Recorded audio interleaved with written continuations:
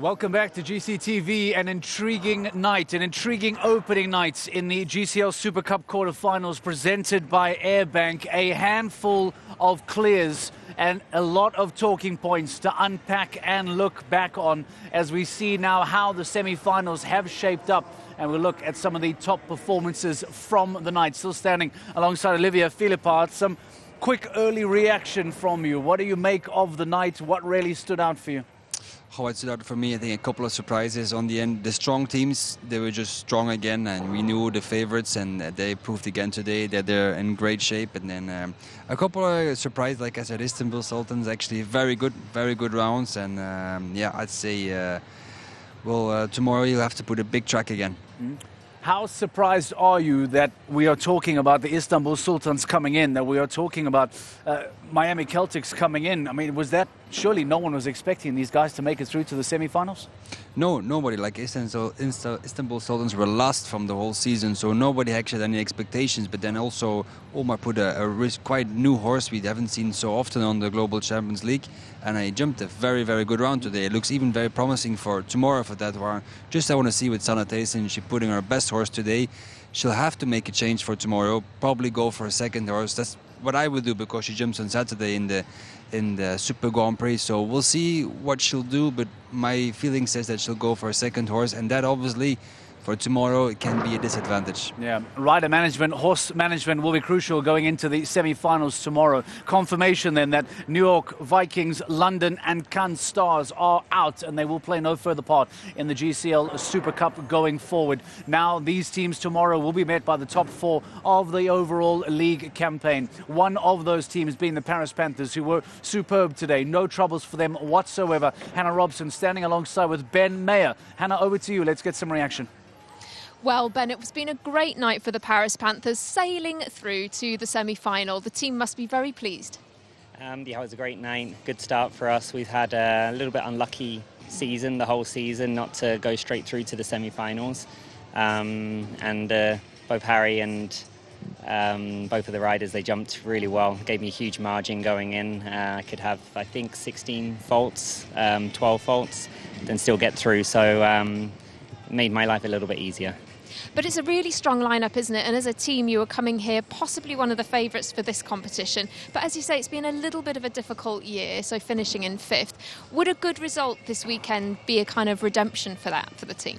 I hope so. I think the team deserves a good result here, but it's the same for everybody. I think it makes a difference. It plays to our advantage this week as a team, having the 3 riders instead of the 2. We have a very strong team of 6 riders, all with great horses. So this will give us confidence tonight, and new day tomorrow. Everything can begin new. So it's a little bit of a different format here this week, but going in ahead from overnight is very good. And what's the plan for tomorrow? Who's on the team? That's the team boss's. That's Rob Herksha's job. I'm just a rider, but I believe that probably we'll stick with the same team. But I guess we'll have a team meeting in a moment. Well, best of luck for tomorrow, and thank you so much. Thank you. Thank you.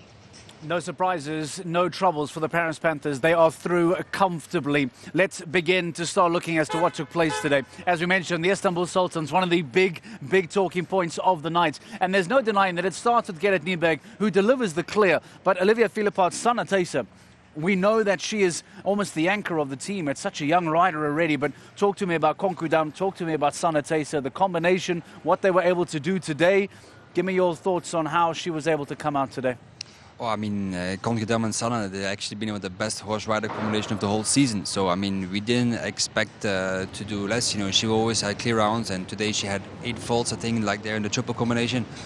Okay, I mean, yeah, first of all, a bit difficult, but also, I mean, it's the first in the beginning of the class, so they didn't know it was so hard, the triple combination. But, I mean, yeah, she'll be there on Saturday. It'll be interesting to see what the changes are. As we spoke about, there's going to have to be something that will give for Sanne Thijssen, knowing that there is a LGCT Super Grand Prix to follow as well on the weekend. But for now, it is still very much a job well done for the Istanbul Sultans. Sanne Thijssen and Konkudam making their way through. Omar Karaevli was an interesting story as well. We spoke about off-air, in fact, that in the warm-up, he really struggled with policeman, made a late change.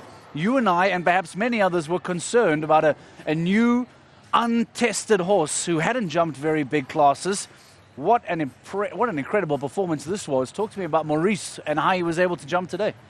Well, even I don't know the horse so well. I haven't seen it.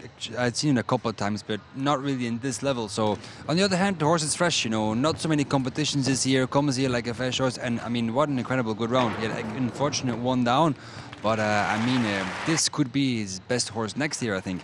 Is it a guarantee that this was more a safety net for today, and tomorrow he will look to go back to policeman, or knowing how today went, does he make it 2 for 2? I'm not sure, what Omar's going to do, but the way his horse jumped today, I'd stick with the same plan. Yeah, if it's not broken, don't change it. As it stands now, Omar Karayevli and the Istanbul Sultans are through to the semi-finals. Arguably one of the biggest surprises, if not the biggest surprise of the evening thus far. I believe that we may be able to go through to Gilles Thomas, see if we can catch up with him as well. Hannah Robson, over to you. Well, Gilles, of course, your team, Waalwijk United, you're through to the semi-final. How do you feel that competition went? Because it was a tough course for a lot of teams. Yeah, it's true. It's always a bit with team competitions like this. You don't have every result counts. So and our team started actually not that really good with 2 faults from Marcus. So that put a lot of pressure on the other 2 riders. Mm-hmm. But then in the end we just qualified. So yeah. And that's the main thing, isn't it, to get through to the semi-final. So how are you feeling going into the next round? Yeah, I think it's day per day. Tomorrow is a new day. It's again starting on 0. So tomorrow everything can happen. Can go really well, but also really bad. So that's a bit of sport. But normally same riders are riding tomorrow, and they all have a lot of experience. And let's hope they are now a bit awake now for tomorrow. Well, best of luck for tomorrow, and we hope to see you on the team. Thank you. So it may not have been as smooth as Waalwijk United would have liked. Some trouble for Marcus Seining and for Stargold, and Andre Thiemer as well, jumping with a 4. But John Whittaker really coming to the party and delivering an outstanding round. Talk to me about your thoughts on John Whittaker, because you made a very strong claim off air here. What were your thoughts on John? Absolutely incredible today. Yeah. I find if you see, you can always jump a clear round, but with the amount of pressure that's going on, I thought he would go quicker. Because, if he had one down, let's say, second to last fence or last fence, and he was too slow, they'd go home. So I'd say, when I saw him going 1 to 3, I said, John is too slow. I said, he has to hurry up. And then he was so cool, so calm. It looks like he knew when he stick to the plan, would jump it clear, and also it was just, for me, the best round of the day, definitely. Best round of the day, and I like the point you make to remind us about if a fault had gone down, how much he trusts his horse, how much he trusts this combination to keep it steady, take it slow, because he almost feels as if now that he can deliver the clear if he's in the right space. Yeah, John was on his horse, and it looks all nice and calm. I'd say he said he knew exactly what he was doing, take his time, go into the turns, and didn't pressure for the time, and on the end, brilliant round, nothing to say about. All right, John Whittaker delivering an incredibly good round, arguably, according to Olivier Philippot, the round of the day. If there is a best round of a day, there needs to be, unfortunately, a worse round of the day. And while they're not necessarily a worst round, but maybe the biggest talking point needs to be Canstars. Because for those that have joined us perhaps a little bit late, the Canstars are eliminated. They do not make it through to the semi-final, but they are not out of the quarterfinal because they perhaps didn't jump particularly well. There was a particular moment with Jens Bachmann who went before the bell had rung, and because of that he was stopped very early. That then causes the team to be eliminated. They then drop out, lots of confusion. Have you ever seen anything like this in your career? No, I've never seen anything like that before. I just remember when he jumped number 1, and I was looking, people running away from the last jump. The faces, yeah. So I can't believe it. I said, normally as a rider, you wait till the bell rings, you look at as the time's running, you go. And then, maybe because of they were re-putting the last fence, he was lost a bit concentration and not focused, and just said, we're good to go. But this mistake, it's incredible. I've never seen this before, and it's very unfortunate actually. These are mistakes they should not happen. Difficult to put yourself in the head of Jens Bachmann, but do you feel that maybe it was just a rush of blood? It was excitement of the afternoon, of the evening, not clearly paying attention? What on earth can this be caused by? Because, as you said, this is so incredibly rare. I think it must be because Johnny Pauls had a bit of a difficult jump on the last jump, so they had to re-put the jump back together, and I think they were working on the jump, and then Jens, I think, thought I was ready to go, and he didn't really pay attention to the bell, and he just started without it. And I think I'm very curious to hear what he says about it, because it's something this has actually never happened. So it's something that I would love to hear what he say. But I think it's just that he said he just thought they rang the bell and we just started. And spare a thought for Sami Eldahan as well. He's the next rider to come out. You come to Prague, you come to the playoffs, you want to show off your skills. Doesn't even get into the ring, and that's the end of his week. Terrible. I mean, this is really unfortunate because they could have qualified for the next round. So just to go home in a way like this, it hurts. It's not really cool because best show of the year, most important show of the year, and you've got a mistake like this. Wow, this is not really what he deserved. Yeah, heartbreaking. And in fact, we do have Sami Eldahan standing by. Back to Hannah Robson. Let's try to get some reaction to try and understand what on earth went wrong and what has the team discussion been. Hannah, back to you. Well, Sami, it's been quite a difficult day for the Cannes Stars. You yourself, of course, didn't unfortunately get to jump. It must be quite a disappointment for you. Yes, for sure. Obviously, it's the playoffs. It's the last show of the year. Everybody, the whole team was very excited to come here. Disappointing for sure not to jump. But okay, I feel also for Jens. He also had his mare really, ready, and we were all really excited for this show. So for this to happen to him, I think it was a bit heartbreaking, and a bit unfair as well. But that's sports. Sometimes you have to live with the disappointments. It's been the story a little bit of the year for the Cannes Stars, a bit up and down, 2 podium finishes, but still a lot of downs and a lot of ups. So we were hoping to finish on a high, but it's not meant to be. And what doesn't kill you make you stronger, really. I like that you just pick out that you did have a couple of podium finishes. I know it's a difficult day, but there are a couple of pluses to take away from the season. No, listen, it's sport, and this is what I love about this sport. It is so exciting. There's a lot of ups and downs. There's never guarantees. As you can see, everybody has their horses as well prepared and as best form as they can. And a small thing like this happen, and all your dreams are shattered. So it is a bit like this, and that's what I love about sports. There is a lot of emotions and there's a lot of excitement in it, and we just have to live with the bad days as well as the good days. And for myself, I have a few good days to fall back on and keep motivated for the future. Well, thank you so much for talking to us, and we hope you enjoy the rest of your weekend. Thank you very much. Appreciate it. Thank you. Thank you. Still manages to put a smile on his face, does Sami Eldahan. He makes a very good point, though. Sport is like this sometimes, but as you mentioned, at this stage of the year, this stage of the competition, I mean, if this were to happen on any normal GCL stage, maybe we could write it off. How long is that going to sit with them mentally, psychologically, on a stage like this? Well, I mean, if you go to a normal Global Champions League competition, you think about it once, twice, 3 times, and you wake up the next day and gone. Here you prepare yourself for weeks and focusing and just setting up everything in most detail as possible.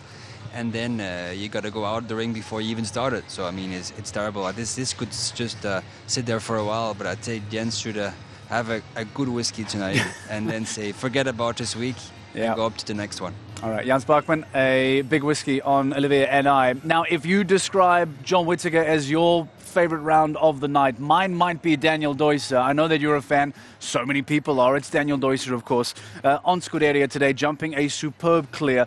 Because he is so smooth, because he is so easy to watch. Can you take us through the round of Daniel Deusser? Commentate for us, give us some blow-by-blow action. Take us through the performance of Daniel Deusser. Yeah, I'll try. I mean, I don't think there's too much to add on his round. If you see, he starts off and there we under the 3 strides, and then Daniel looks very early to the next jump already. And the problem with this jump is the skinny black one to number 10. The horses see the ox are very late, but Daniel knows that, and here he keeps the right rein. So horse jumps nice and straight. He goes outside, uses inside leg to put him straight for the combination. Very calm, very relaxed. Jumps that very easy coming in, then pushes for the second one and sits still for the third, and just a nice 6 start to the last. I mean, Daniel's very good to know to push the limits of the horse, but never go too far. He knows what he can do, and everything is in the last control and the last detail, and I think that's what I like about him. Daniel, he rarely makes any rider mistakes. You see him ride him every week. I can barely see if he makes a mistake, I find. And he makes it look so simple as well, doesn't he? I mean, these are all professional riders, these are all top riders, but there are few people on the sheet that somehow just seem as smooth as Daniel Deusser. How does he get that right? Yeah, like I said, because even all riders make mistakes in the ring, and sometimes it doesn't look like that from the outside, but we all do make small mistakes, and then now we see, as a professional eye on Daniel, he just makes no mistakes as a rider. You see him every week in, week out, so focused, so controlled, and he has this extra feeling. As I think he's very strong in his flat work, but also very simple. And as the horse is into perfection, I think that's why that makes Daniel so great today. And he is blessed with a handful of horses that will be able to perform with him throughout the rest of the weekend as well.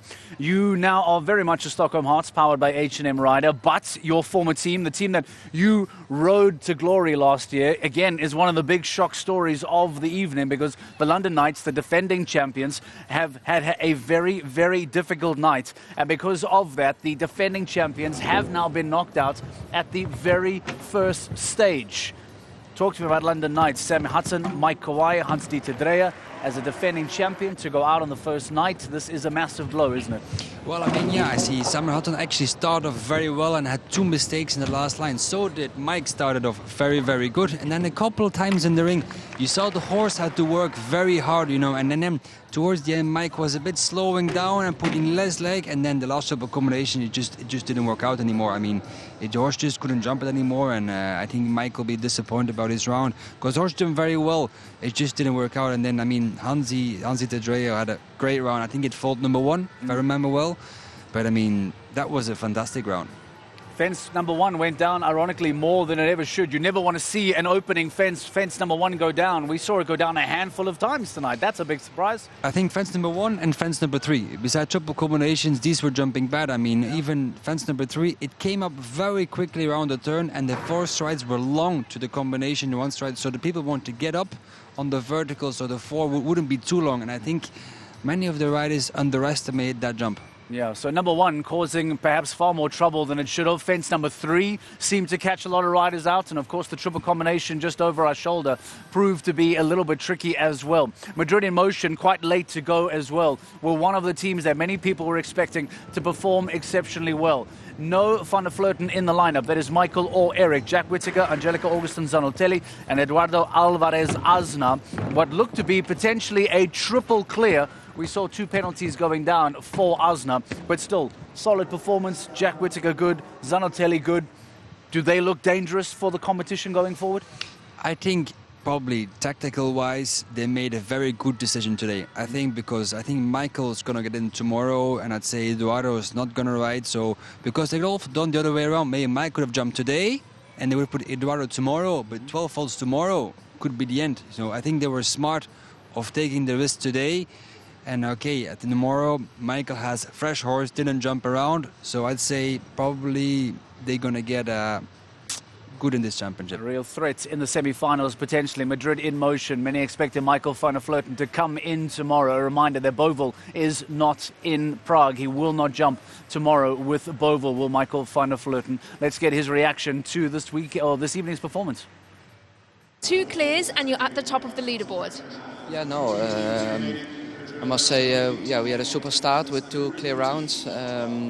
Jack had a super round, and also Angelica, and I must say Edu rode also well. Maybe his horse could have tried a bit harder today, but no, the overall result was good, and we can look forward to tomorrow. And Madrid in Motion have been really successful in the GCL Super Cup in previous years. Were you confident coming into this year's competition? Well, the season so far was so-so, but we know that we have the right riders and the right horses to perform well here in Prague, and that's where we're going for.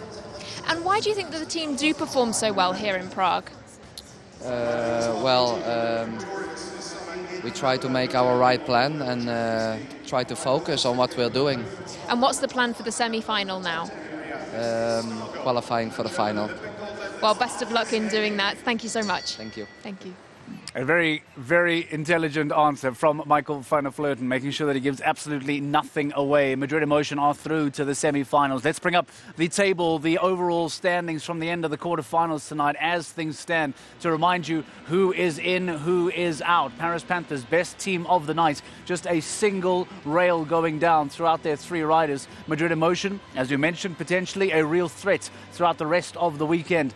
And again, Istanbul Sultans and Miami Celtics going through No troubles for Saint-Tropez Pirates, Falcons Vaart United making it through as well. Hamburg Giants, Rome Gladiators, New York Empire, of course, then Scandinavian Vikings, London Knights and Cannes Stars from 9 to 12 will not feature tomorrow. They then will be joined by the top 4 teams of the 2022 GCL season. And that means that tomorrow night won't be a nice relaxed night for you, that you sat here all evening today, very calm, very relaxed, very chilled. You're in the ring tomorrow. Your team is in the ring tomorrow. Give us an early expectation of what Stockholm Hearts, powered by H&M, can deliver tomorrow night. What we have to deliver tonight is qualify for Sunday. That's what we have to do. I mean, we had a good year. I mean, we wanted to win. We went to Riyadh, became second, so that was not like we wanted to have it. But so now I think we came here with the best horses, riders possible for this weekend. So obviously the expectations, they're always high and we always want to perform. So I think this week is extra special, and I think we'll have to go, and I just want to focus myself on getting until Sunday, and then Sunday it's a whole different experience. Talk to us about your mindset. What do you do to prepare tonight, tomorrow morning? What goes through the mind and body of Olivier Philipparts to make sure that come tomorrow night you are in what you believe to be the best shape to get on? Well, I try to myself to don't put too much pressure, because I mean it doesn't help, you know. I just try to keep things as simple as possible. Just do my things in the morning, just quiet. The horse is going to get out in the morning a bit, and I'll do some flat work in the afternoon, and try to get Legend as relaxed and as confident as possible for the evening. I just focus myself on the course, just put my focus and concentration just on that 10, 12, 13 jumps, and just try to make my round as specific and in detail as possible, but just in a very nice, relaxed way. I just want to do my thing and trust my horse on the quality. Is the ambition tomorrow to finish as the best place semi-finalists, or is the conversation purely to get into the final on Friday, knowing that positions, of course, are up for grabs? Yes, I mean, the only thing we have to keep in mind, we have to keep an eye on the horse that jump before us and see what the results are, because if tomorrow there are many equal scores, we have to keep the time in mind. So that's very important. But to win or not, I don't think it makes any difference. I think we just got to look into Sunday, and that's all. Okay, thank you for making time for us tonight. We loved having you here, giving us your insight. Best of luck for tomorrow. And we will see Stockholm Hearts, powered by H&M, in the final on Sunday, correct? We'll give it a go. We'll give it a go. Big call, and we wish them, of course, the best going into the rest of the competition. That essentially is the end of the GCL Super Cup quarterfinals presented by Airbank. We are back tomorrow night for night 2 for the semi-finals, and welcome the top 4 teams from the year. So stay with us. We are excited. Olivia will finally have some work to do tomorrow night, and we'll see you back here on GCTV. Stay with us. We'll see you tomorrow. Good night.